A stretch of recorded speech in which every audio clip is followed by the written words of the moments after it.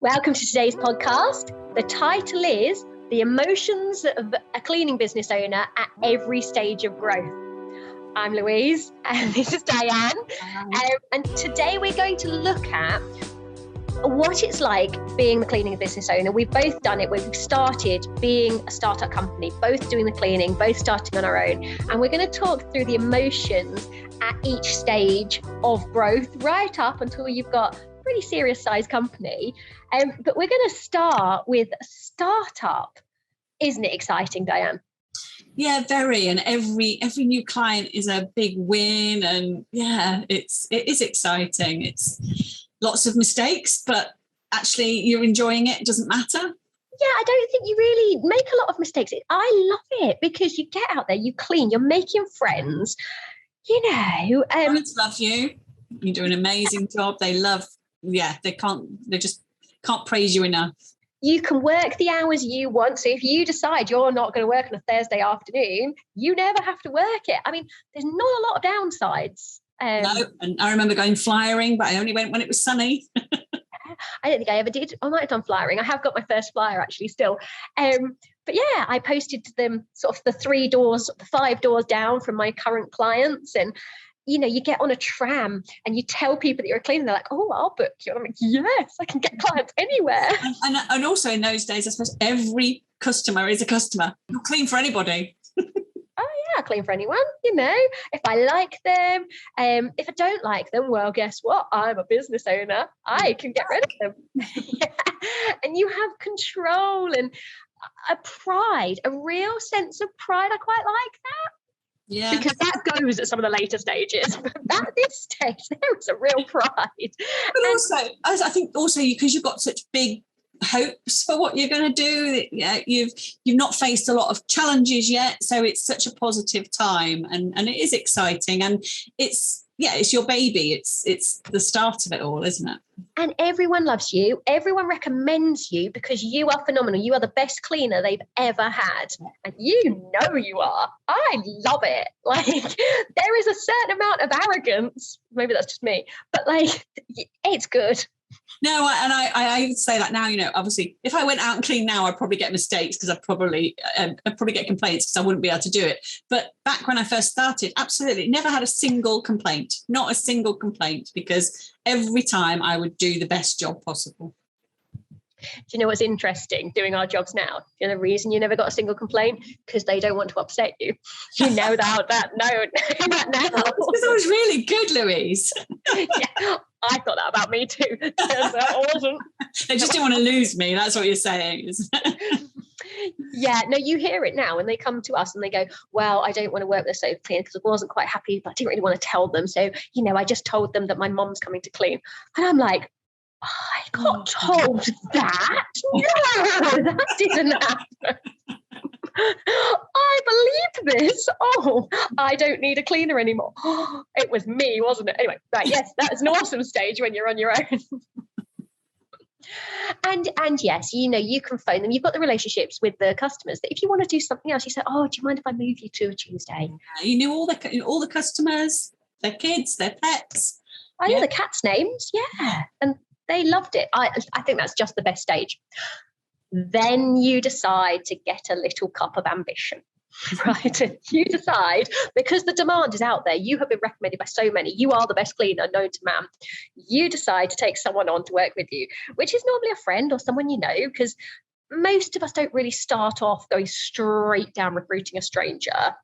You know, you normally know of them, you know, the mum that's at the same school. Or did you go straight for a stranger, Diane? Or? Absolutely. Okay, fair enough. Although I did wrote my mum in on one of my first cleans, so maybe, you know. So 0 to 5 staff, 0 to 3, lovely. They're your friends. You can work any hours. You work alongside them.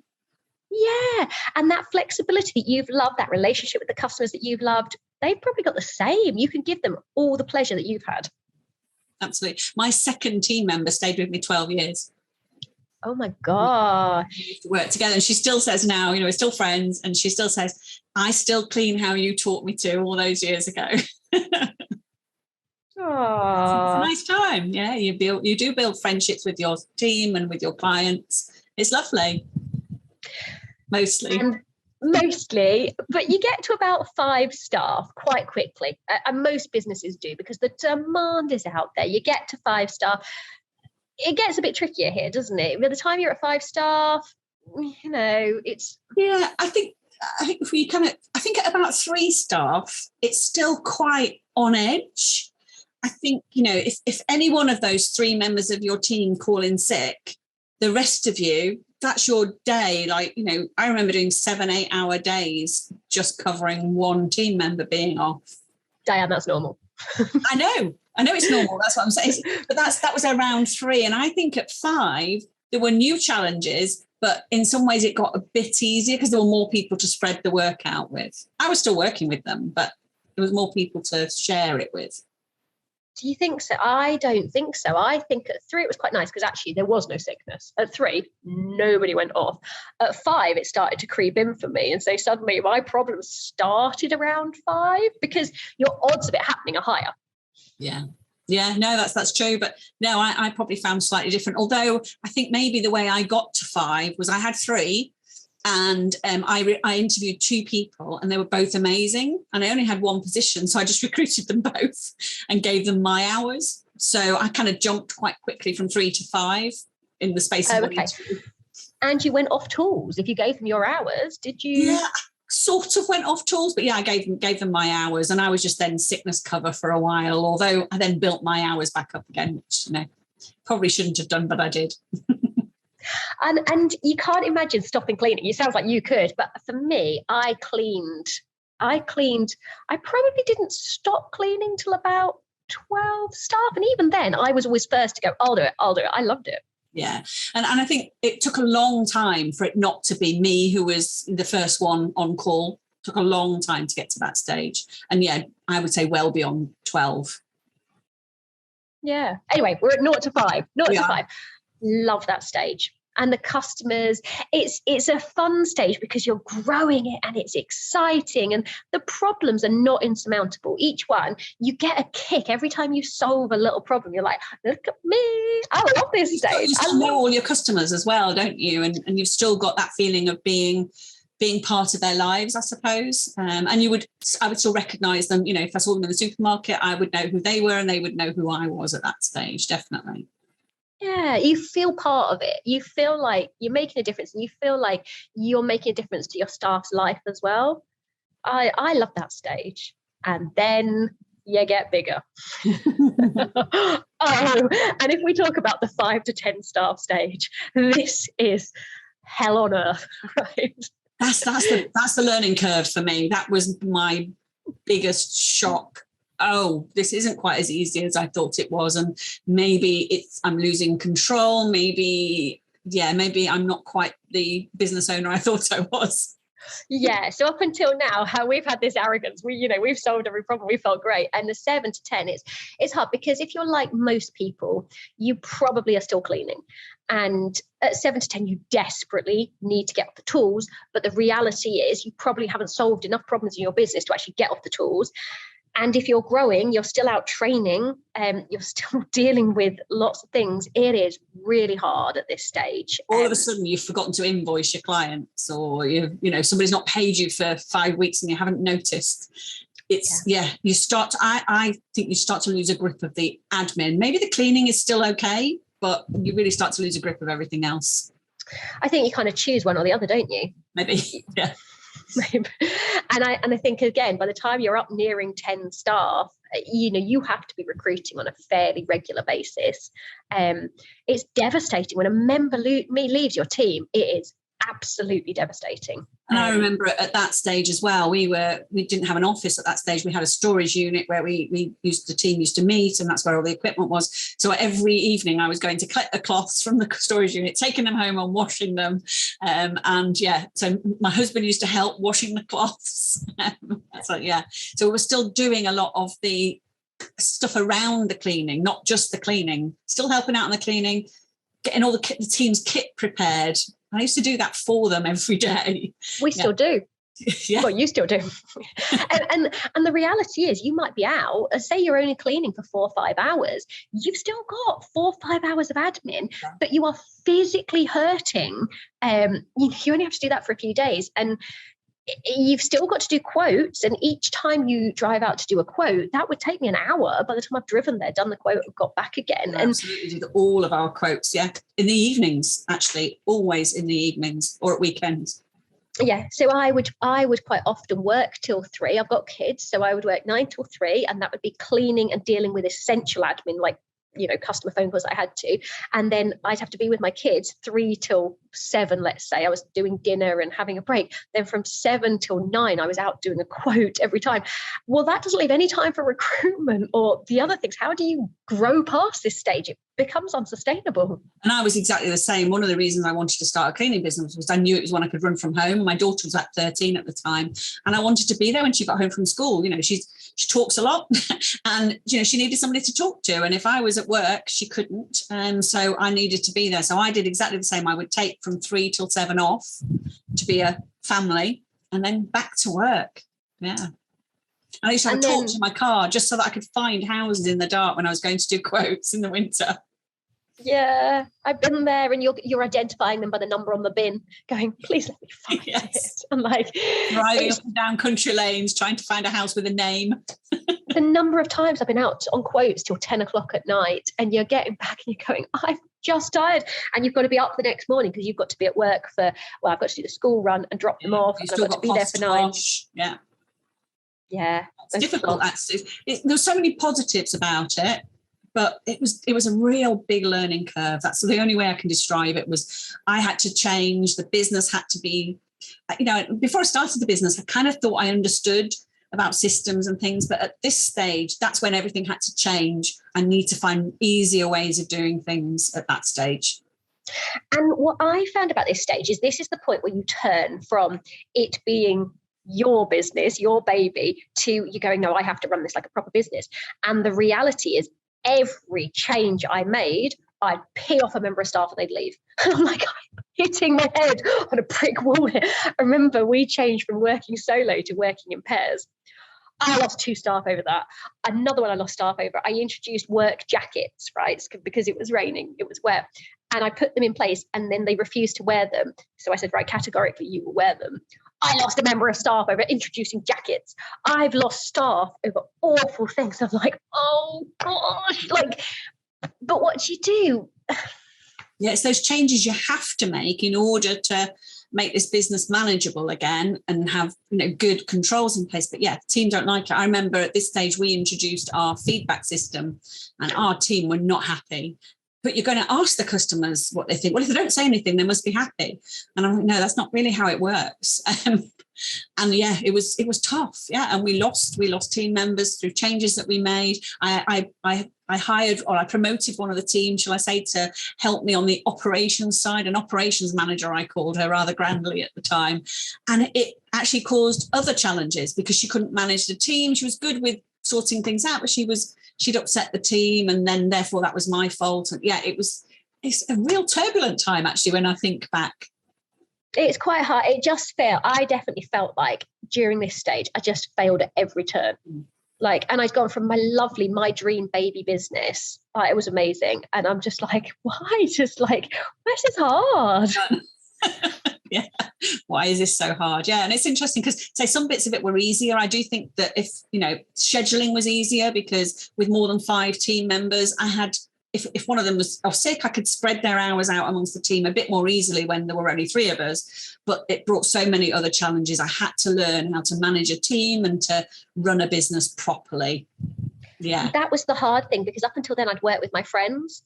And now my friends stab me in the back every time I try to do something that was essential for the business. And I'm like, why, guys? And of course, around this stage, and this is what you hear time and time again, someone doesn't like what you're doing.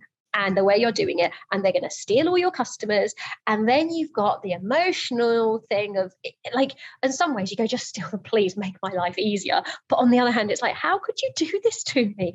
Am I such a bad person that you want to do this to me? And you go, ouch. Yeah. You know? Well, actually, this was probably the stage where that first happened to me, where one of the team did take a good chunk of customers. And it was like, but you know me, you know my family. How could you do that to me? You know, I would never. You know, and I remember one team member, she was lovely, and she didn't understand kind of why I was upset, I don't think, until I talked to her about it. But it was like, well, the customer likes me, so therefore, of course, I'm going to take them with me. And I'm just like, but yeah, so it was difficult because I suppose I felt the relationship with my team was maybe stronger than it actually was. Yeah, I remember it happened to me when I was pregnant. And I was like, well, how could you do this? But, you know, happens to us all, doesn't it? And it happens at this stage because you don't have the systems and processes to stop it happening. And so you've literally got no protection. Like, it doesn't happen later on because you've learned what to do to prevent it. But at this stage, gosh, it hurts. Yeah. And I think one of the things I had to learn at this stage was not just what systems I needed to tweak or put in place or actually have in the first place, was also I had to detach a little bit emotionally from the business at this stage, because it was some bits of it were hurting me. Yeah, Did you I found this really hard. Yeah, I got to the stage where I was like I was like, I don't want to do this anymore. I could not do it because I just was unhappy. I was really unhappy. And it wasn't the cleaning. I liked the cleaning stage. But it was, I couldn't even put my finger on why I was so unhappy doing this. But I felt like, why am I doing it? I don't even earn that much money. It doesn't make it worth it for me. Like, and there is this dream. Feeling like a failure. And then also perhaps there's this element of feeling like a failure and this isn't working, but also feeling like everybody thinks this is all my fault. Yeah. Yeah, maybe I want friends at work, and suddenly I couldn't have that anymore. And I think I got invited on a night out, and for some reason I wasn't one of the team anymore. And it's not that they overtly dislike you, but they'll have a little whisper and I'm not. I hope you. not. And it's like, it wasn't the same relationship anymore. Yeah, this definitely was the loneliest, hardest, most depressing stage. And we see this in the groups. This is the stage where everybody leaves the industry. And I don't blame them. Honestly, I wanted to. I hate this. They hate me. It's just not the business anymore that I thought I had. And then you put in all these hours, all this hard work. You get to the end of the year and there's your 20 grand. And you go, what? What? Do you have any idea how hard I've worked? And for some people, they don't even walk away with that 20 grand. But like for most people, that's what they're going to walk away with. And it's just horrific. Why bother? Yeah. So probably this is the most difficult stage, isn't it? The 6 to 10 stage. This is the most difficult part of the business. And you're right, this is probably the bit where most people will leave. Yeah, which is great for me because actually I watch local businesses and then people always go, oh, you know, there's so much competition around me. And I'm like, go on, let's see how long they last. Go on, you hit this stage. And one of the pieces of advice I always give to people, which is the best piece of advice, is if you want to succeed in the cleaning industry, stick it out, because everybody is going to hit this stage and it hurts. It is unbelievably hard. And you want to survive, the only thing you have to do is stay, because you will work out how to solve each and every problem. And, you know, we can help you along the way, but there's so many, and it's a personal evolution. Stick it out, commit to change and stick it out. And sometimes I suppose at this stage, is this where people get, it's not a distraction, that's probably not the right word for it, but it's kind of, they see other shiny pennies in the industry. They think, well, okay, this is hard, so I'm going to do commercial cleaning. This is hard, I'm going to concentrate on end of tenancies. This is hard, I'm going to do carpet cleaning or biohazard. It's not working, and it's not because domestic cleaning can't be profitable or can't be a good business. It's because they're in this horrible bit, and therefore they're looking for a way out, I suppose, or an easier option. Yeah, and they go, and this is what we see all the time. I'm going to move into holiday lets, or I'm going to do this.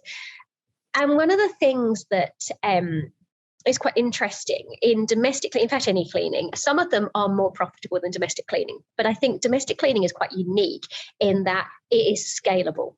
Yeah.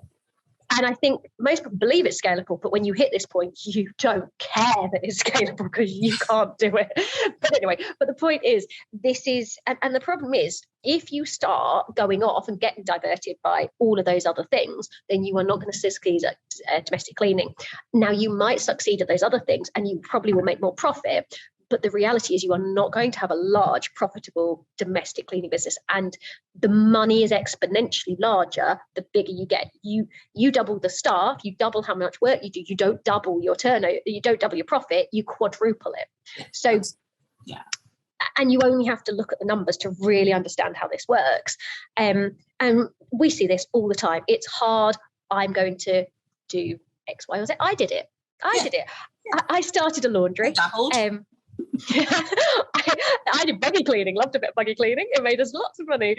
We did carpet cleaning, we did oven cleaning. I've done, I would say I love a good builder's clean. But the reality is, if you don't specialize in what you do, and we have chosen to specialize in domestic cleaning, you aren't going to make money. You cannot run after builders cleaning and a holiday let and a domestic cleaning business and a commercial laundry. You can't do it all, and definitely not at this size.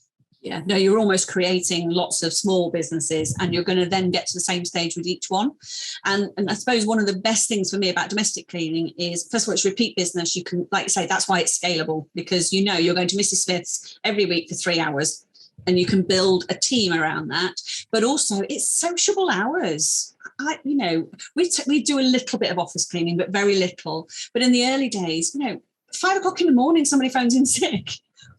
I don't want to go out and vacuum an office at 6 a.m. It doesn't fit with why I started the business in the first place. And, we did that masterclass about working around a family. It doesn't fit with that. And the other thing as well, carpet cleaning, for instance, it can be really profitable, but it's not exactly like you go and clean those carpets every week. So it's harder to scale. So, yeah, domestic cleaning can be a really good business model, but you have to get through this painful bit. And the thing we found about carpet cleaning, actually, we got booked up and were full time. But what we found was, I did do some of it actually, but my husband, one of the directors, was doing it. Well, he was fully booked. And so he wasn't being a director of the company, which meant that, we had plenty of money coming in. But if you are thinking in any way long term, then you need someone getting the systems right and growing this business, because otherwise they are just a carpet cleaner. And you will make more money from a larger domestic cleaning business than you being a carpet cleaner. Yeah, absolutely. Yeah, you've got to make sure that whatever business you build is scalable. Yeah, I think they forget about that. Anyway, right, so 5 to 10 staff, okay, it's hard. Slog it out, get through that problem stage. And then this is a roundabout. Now we're sneaking up to the VAT threshold. So that whacks you down. You finally get over the depressing stage and you get whacked by VAT. Or that can be exciting. It's like, yay. It can be exciting if you plan for it, but if you just suddenly put your prices up 20%, it can be challenging. It's quite funny. Again, we watch people, they whack it up 20% and go, lost a load of customers. And we're like, well, whack it up 6 months earlier, take the profit, and then don't lose the customers. Yeah. And you end up making money off the VAT thing. But anyway, get over that. Plan ahead.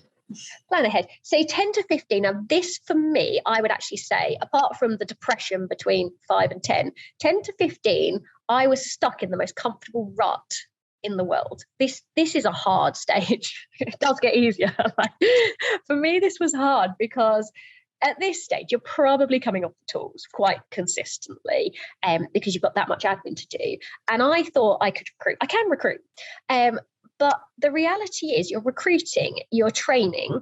By the time you've got through that training cycle, someone else has left. I hit about 12 staff, and I was constantly for 2 years going between 12 and 15 staff, because I'd grow it up to 15, I'd lose a few, and then I'd grow it. I could never get past 15. I was basically stuck at 12 staff. Increase, shrink. Yeah, it's a weird place. But because it's such a comfortable phase in terms of you can usually be running the business on your own at this point if you're not going out cleaning. So it's profitability is good. But I was making good money. Yeah, but it's hard to then go next level, isn't it? So And you want to, because at this stage, you've probably got systems, you're probably happy. You know, I'm working my nice hours, my 9 to 3. I do a few quotes 2 or 3 days a week when I want to. But what pushes you? Why would you push through this? Because it's hard to push beyond it. But for me at this stage, this was where I started to think I could replicate this. I thought that too. You actually did it. I investigated it seriously, went, not a chance. Anyway, Diane, go on. You can replicate it. You could subject more people to what you're going through. Yeah, we can make somebody else go through this pain. So you franchised, didn't you? Yeah. And a lot of people want to talk to you about this. What yeah, people want to talk to me about it all the time, but they often want to do it too soon. So often it's they think it's the solution to the pain they're going through in the 5 to 10 stage. So rather than going off carpet cleaning, they think, well, I'll franchise, and then that will make it easier. And the trouble is they haven't got everything in place yet to have anything that anybody would want to buy, because you're just basically going to go, I'm in pain, come and join me. Whereas what you want is to be, this is working really well, I can help you build something similar. But your franchisees, if you do that, are still going to have to go through those stages. And at 12 to 15, though, you are at a nicest stage. You're going, no, I've got a decent business. And actually you could sit back and decide to franchise that. Like, I think that's a good stage to franchise. No, I agree. What I found really hard, though, is getting bigger than that stage. That was impossibly hard. As I say, it took me years to work out. And the solution? What was the breakthrough? Was it recruitment? Was it training? What was it that pushed it to the next stage? I wanted more from my life. So for me, it was a personal thing. I'm not sitting here and accepting that this is enough. Yes, it's comfortable. And yes, I've got a happy life, but I want more. And I could not work out. I slogged it to try and get more. And nothing worked, nothing. Until, so I got a business coach at this stage. And the problem was me. The problem's always you, isn't it? The problem's always. And yeah. For me, I was comfortable, and I probably wasn't working the evenings by this stage. And when I started, I basically had to work another 6 hours a week. So I went back probably 9 hours, 3 evenings a week, and started doing that, but on the things that mattered. And I realised that actually we needed to have admin staff. I recognised where I wasn't great. And it turns out that I'm probably better at cleaning than I was at admin. I don't like boring, repetitive tasks. And so I had to take someone on. As soon as someone was sat in the office dealing with all the things that maybe I wasn't excited or good at, it allowed me to grow. But it was that point of saying, well, I'm going to have to pay this person the 20 grand a year that I'm making. So how on earth am I going to make it? I can't afford to take on someone. And that's the hard thing. How do you take that risk, that financial risk of going, I'm going to pay them every penny I make? Yeah. And that's a decision point, isn't it? That it's like, okay, do I carry on with what I've built, or am I going next step, but I've got to invest in order to get to that next step? Yeah, and that's hard. Particularly, I mean, it's a little bit easier because we actually save an awful lot of money. So the money was there. I could pay them for a year without worrying too much. But for a lot of people, they're living off this income. That's really hard. How do you throw it away? This person may be no good. And if you do take this person on, what are you going to do? You know, that's a real fear for people. Yeah, and it's, if kind of your role becomes your identity, then there can be issues around that, because again, you know, we talked about that sort of 6 to 10 stage where you had to make the most changes to you and the way you worked and fix the business and yourself. You're almost kind of going, well, okay, if I replace myself, even just for parts of the business, what am I going to do? What will I work on next? And how can I make sure that I stay focused? I suppose you said about getting a business coach. Did they kind of push you to make those decisions? I think I was pushing myself. I think for me, I definitely struggled because I ran a business to have a nice balance between family life and work. And I got to the stage where I had a nice balance and I didn't want to upset the apple cart. So I didn't want to go back and say, actually, I would rather be at work than be at home. And I really struggled with saying that to myself. It's like, for me, I felt like a bad mum when I said, I want to miss bedtimes 3 times a week. I actually want to. And that's, I see people that can do it all, but, some people think I can, I can't. Like, it's hard. You have to make a sacrifice. And I chose the business. But my kids were really well looked after. They have a great dad that was doing, bedtimes 3 days a week. And I felt like, why should I have to? And the business coach really supported me and made me feel okay about what I was doing.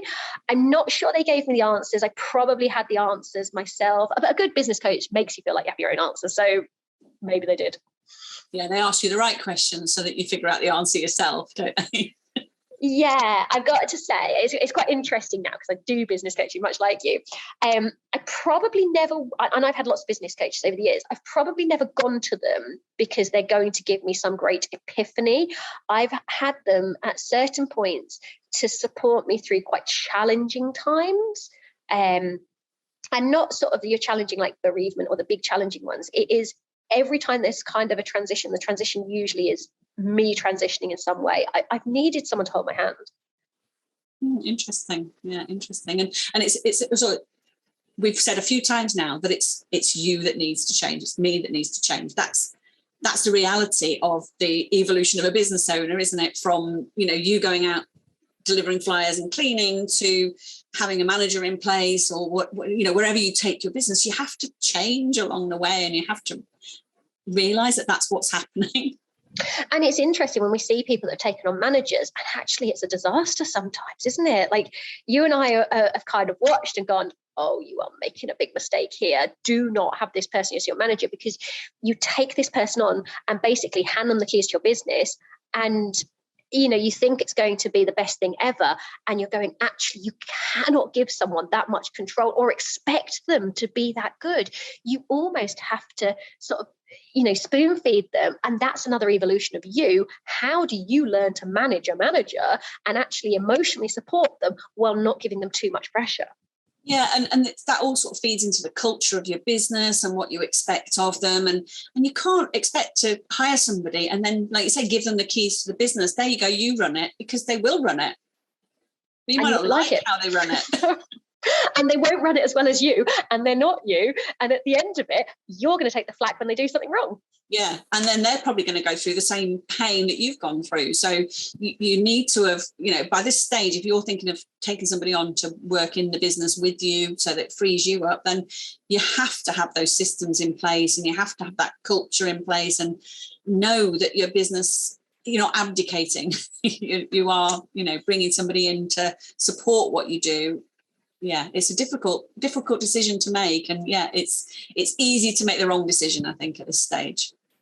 Yeah, I think for me, what's definitely helped over the years is to split the tasks. So rather than have one person and put all that pressure on that one person to be all things to all people, take a task. Like for me, I don't want to deal with planning, and have someone who is doing that, but you've still got to oversee them. You've still got to check on everything. You still have to almost be responsible for it. And in some ways, when you're training them and when they're coming on board, your job gets even harder. And you go, oh my gosh, I'm losing money and my job's got harder. Are you kidding me? Yeah. And I think you're right about that splitting tasks. I think sometimes we try and hire somebody that we think might be like us, and we might have different skills because we've grown with the business. Hopefully we can do bookkeeping, we can do sales, we can do marketing, we can manage the team, we can do scheduling. But to hire somebody that can do all those things, I think is almost impossible, because if they could do all those things, they're probably already a business owner themselves. So you need to niche it down and think, okay, I need help with this. And I always sort of think you should hire somebody or outsource the things that you either hate doing, are bad at, or the things that you put off doing, and do those first, because that's you being the bottleneck in the business, isn't it? Yeah, definitely get rid of those. For me, it's admin all the way. Yeah, mine is sending out invoices. If it was left to me, then my clients would never get an invoice. Isn't it done automatically? I know someone presses the button, don't they? Yeah. Someone actually presses. I was thinking, how does it happen? How do we send invoices? It has to get sent for the direct debits. It's magic. Yeah. Do it. It has. Yeah, they do. They just press the button, don't they? But it's not just pressing a button. There's a report that's run, and exactly. Maybe. There's a report that has to come out, so they have to know. And also there's an element sometimes of the report might say that they had 3.5 hours, but half an hour might have been training. So there's got to be some balances in place, but I don't get involved because I'm not good at it. No, I loved that when I became finance director for the DCBN. That was interesting. Yeah. Can I do it? Do that, yeah. Can I do it? Yes, I can do it. Do I have a degree that involves it? I've got qualifications in accountancy. I'm qualified enough to know I don't want to do it. I seem to remember being nominated to do customer services, and I don't even do that in my cleaning business. I'm good at it, but it's not necessarily my forte. Probably like you, I get escalate. It comes to me when it's a big problem. And can I do it? Yes. But give me 1 or 2 of those, a month, and that works for me. Or consult me. I like to be a consultant. Yeah, and I like how to do my team actually. I like them if they've got a problem or they've got a question. I kind of want them to come to me with a solution at the same time as they bring me a problem, and then we can discuss the solution and whether that's the right solution, and then they can go off and sort it themselves rather than giving it to me. Yeah, there's nothing. Do you know what I dislike more than anything else? Trying to get hold of people that are not necessarily avoiding your phone calls, but you can't get hold of them. And that just bugs me. It's just a waste of my time. So you've got a customer and you know that you've got to talk to them. You've got to change their quote or whatever. And it's like, just please, when are you going to be in? Just tell me so I can speak to you at that time. Otherwise, it's like you prep for the phone call. You're ready to do it. You make the phone call and they don't answer. And then you prep again. And then it's like, especially if it's a big one, I prep, like emotionally prep every time for it, like probably only 30 seconds. But anyway, I find that annoying. Yeah. No, I think the biggest challenge for me is to try and sort of imbue other people with a passion that I have for the business. But I've just learned over the years that it's just me, and I have to kind of let things float over a little bit sometimes. Yeah, I have that problem. Yeah. So do you think you actually preferred the 0 to 5 stage? Definitely. No, I love 0 to 5. I've got to say, though, because we've talked about the hard stages here, 15 onwards, doddle.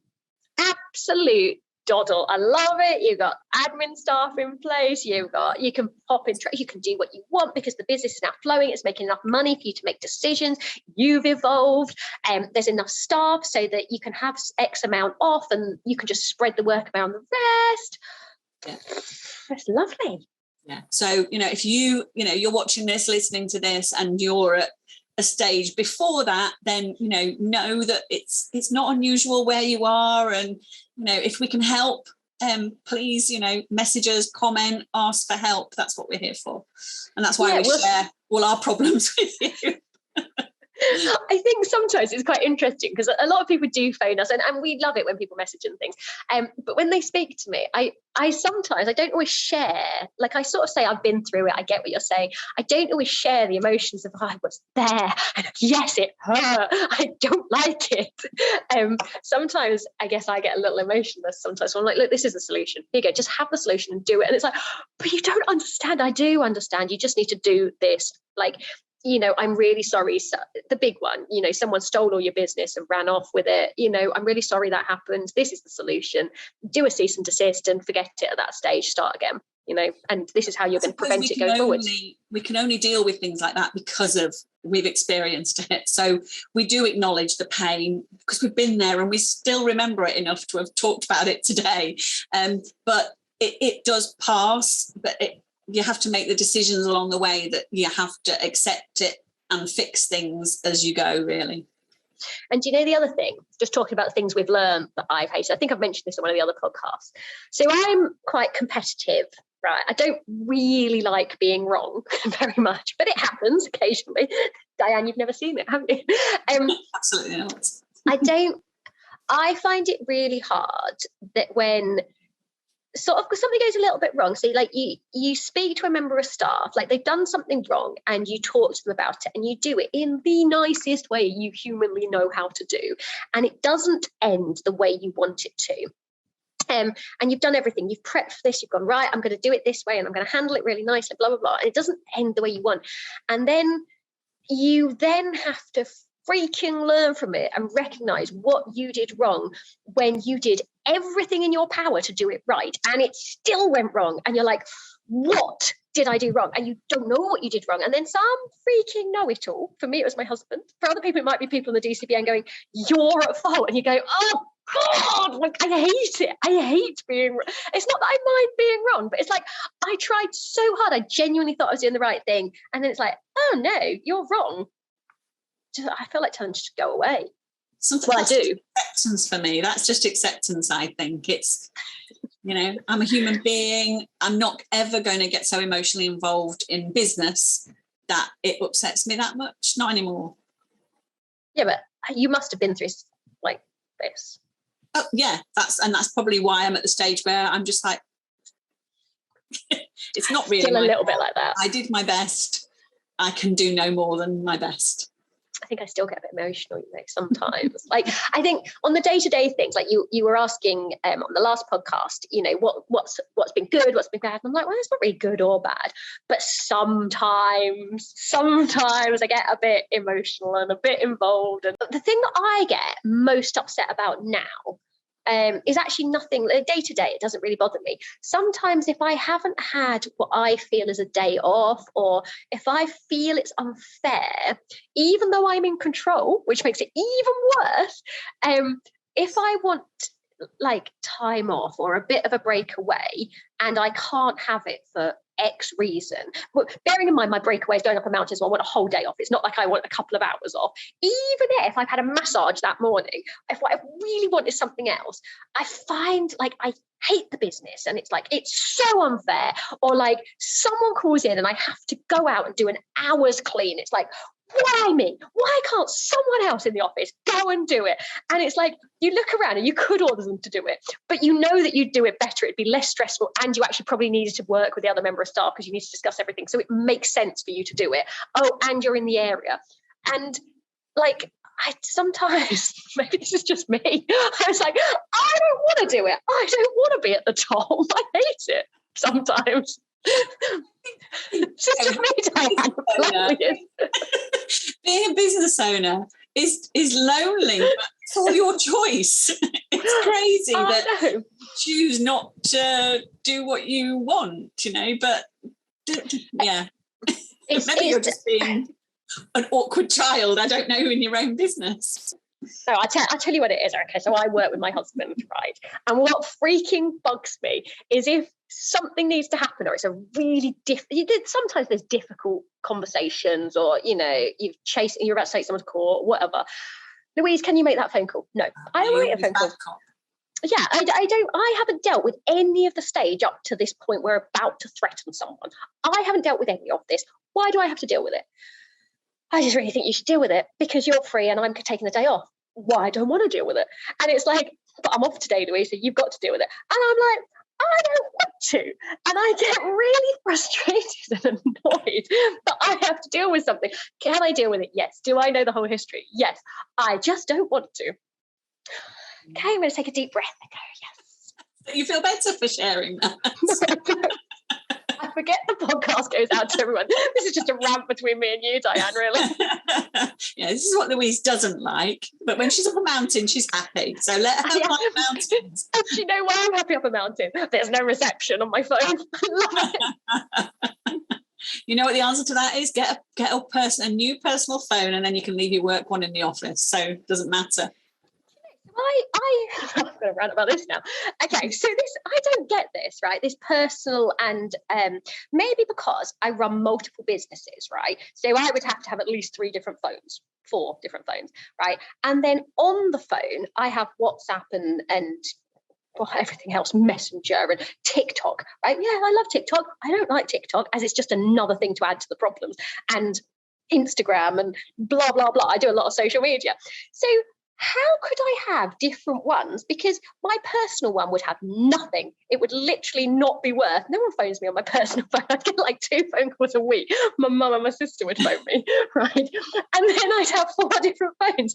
I just have it set so it just turns off at 10 o'clock. And the other thing, I don't feel there's much of a difference between my personal life and my work life. And I think we were talking to some of the DCBN staff about this. And they said, well, I don't want to contact you on a Sunday. And I'm like, well, because that's personal time. I'm like, personal time. When did that stop being a thing? I will ignore my phone if I don't want to. And I'm very, very clear that I on a Saturday or Sunday, I will choose to ignore it, and I'll choose to ignore everything.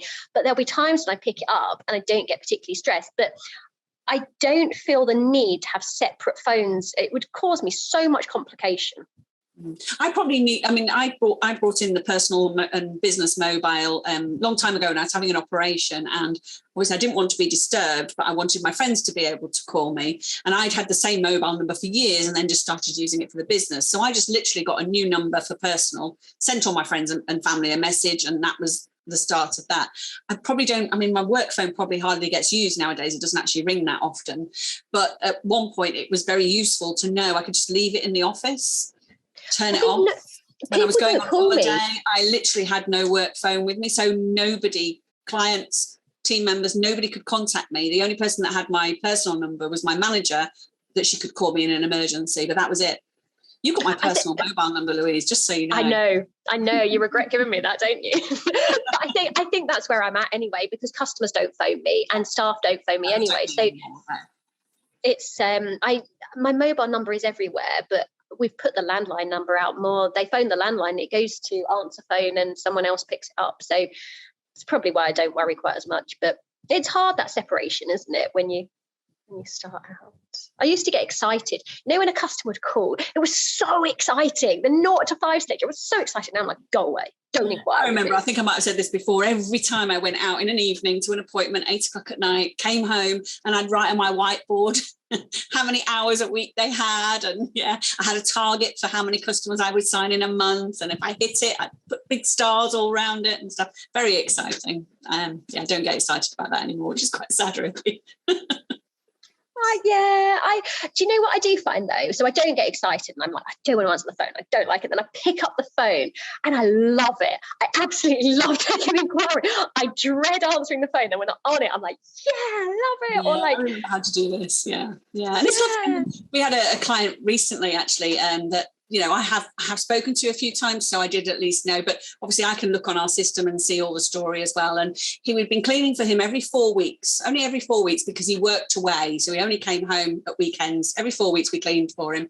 And then he ended up working away permanently and put the house on the market.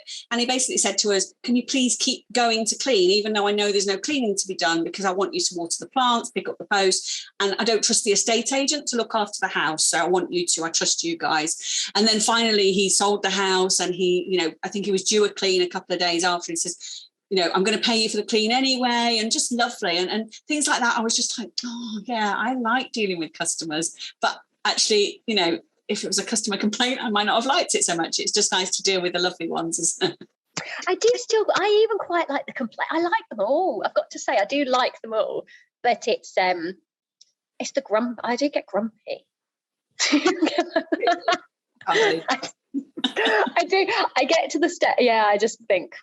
So my talk tomorrow is about motivation. I'm so wrong person. You can't be bothered, kind of. So, do you know what? I am actually really excited about this webinar, because this is what I do like doing, is actually strategies.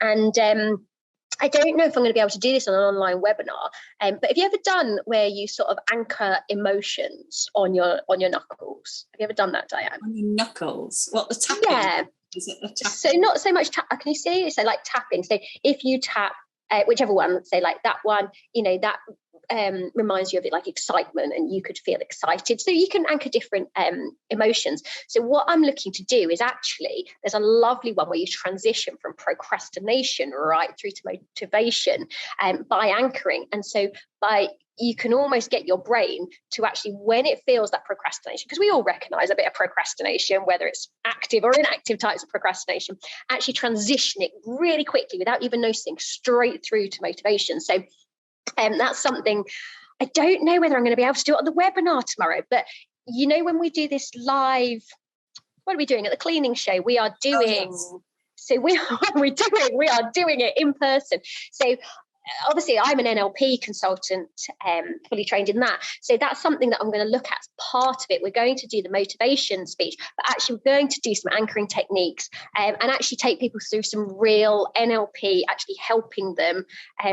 Diane's like, really, Louise, are you? Yes, I am, Diane. Oh, I think it's brilliant, because actually, if you think about our members that are at that 5 to 10 stage, how much pain are they in? And actually having ways of getting through that will be amazing for them. So no, that'd be really good. So we're looking at, how do you calm that down? Because we all get those emotional highs and lows. And I'm really, really good at doing excitement as a state. So we all get in emotional states. I'm really good at doing excitement. So actually for me, it's coming down. How do you deal with it? So I do extreme highs and extreme lows. How do we actually level those out? And so we're going to go through strategies as to how to level those out, because actually what you need is consistency in a business. And how do we move from procrastination to motivation? So we're going to go through some real life NLP techniques, which is going to be really good. You are going to be doing it with me, Diane. Of course, honestly, join in. You're taking quite a lot from these, the Bradford factor and a bit of NLP. We're going to do anchoring. NLP reminds me of my action coach days when I worked at Action Coach. Yeah, there was a lot of, NLP coaching and things like that. It's really useful technique. Do I actually, I think it's quite interesting because it is some very specific techniques. And actually, when you look at how they can be applied to the cleaning industry and cleaning business owners, they can be really powerful. But what I like about NLP is they tend to target one specific thing. So I know when we do business coaching, we're looking at the people as a whole and, the whole person. Whereas NLP, it's like, I am struggling to get motivated. It's like, boom, here's the technique, go do it. Like, I like that. I like a quick fix. Exactly. Well, hopefully the whole day will be a quick fix for everybody's business and a big boost for them, won't it? Yeah, that's what I want, the people to walk away. But the last one was really good because it was the friendships. They really, I'm loving seeing it in the groups, and they've all met up again since. Loving that. Yeah, it's brilliant. So yeah, they come along and spend a lot of time learning and sharing and learning from each other and from us. But yeah, afterwards they've got that community to keep benefiting them afterwards, haven't they? So yeah, so the cleaning show, it's 16th and 17th of September. So the 16th is the workshop and the DCBN community. It's all about that. And then the cleaning expo on the 17th, isn't it? So. Yeah, and tickets are available on Facebook and our website, are they? Yeah. Absolutely, yeah. If you go to our website, dcbn.org.uk, then you can get tickets for the whole thing. You can come and stay with us, dinner, bed, breakfast, and workshop, and go to the show. So, yeah, it's a real sort of network and stay and learn with us. And great price. That we've worked so hard. Do you know how hard it was to get the price this low? This has been really hard for dinner, bed, breakfast, and a full day's workshop. But what is it? £255, and it's a really nice hotel. 3-course meal in the evening, all included, lunch, refreshments throughout Friday, and a double room, and then breakfast next morning, and then off to the show. And given the area that it was in, we really struggled, didn't we? We were struggling to do anything much under sort of about 500-600. We were going, ouch. So we've negotiated hard for you guys. Anyway, it should be really good fun. I'm loving the topics that are coming out. Your 61 change, what is it? Change 5 numbers to give you 61% more profit. They actually give you a bit more than that, but 61% at least more profit. I've got to say, you asked me this on the questions and you were like 61%. I was like, not by the numbers. I'm looking at 100% more profit here, Diane. You certainly need to check those numbers. We went from 4 to 7 grand, and I was going. It was 60. It's a lot more than 61% when you actually do the numbers more than once. But yeah, it starts off with 5 key numbers, and it's going to be a full day basically, isn't it? We're going to cover all sorts, including how you can get your team to love you, Louise, which is my favourite topic. Tell me I'm not presenting that one. No, they do. I mean, like you, we've had staff. I've got to say 5, 6, 7 years. I've got to say, I find it harder to have more than like about 6 years because maybe we've transitioned so fast that actually by the time they've been with us 6 years, it's such a different business. And, you know, they are fundamentally working for a different business. So yeah, like I can see why, like, you know, we've had a lot on 5, 6, 7, but never broken 7, not had a 12, Diane. Yeah, no, 12 is, and yeah, we say we're still friends. Oh, mind you, I've only been going, the business in its current form's only been 10 years. I've been doing it 12, but it's only been 10. So I'd struggle to have your numbers anyway. And I'm not competitive. Goodness. Of course you're not, Louise. On that note. Okay. It's been a pleasure, as always. We've talked about, what have we talked about? All the different emotional stages. And I hope that anyone that has listened to this feels less alone and feels that actually there is light at the end of the tunnel, and it is just sticking at it, understanding that it's okay to feel like giving up. It is a perfectly normal part of going through that stage. It's part of the evolution. And it's your chance to say, am I going to stick at it, or am I going to quit? And know that 90% of the people will quit. You want to be good and you want to make the serious money, you just have to stick at it. Yeah, and you need help and support, you know where we are. Yeah, we'll help you in different ways. That'll be nice. Bye, Louise. See you later.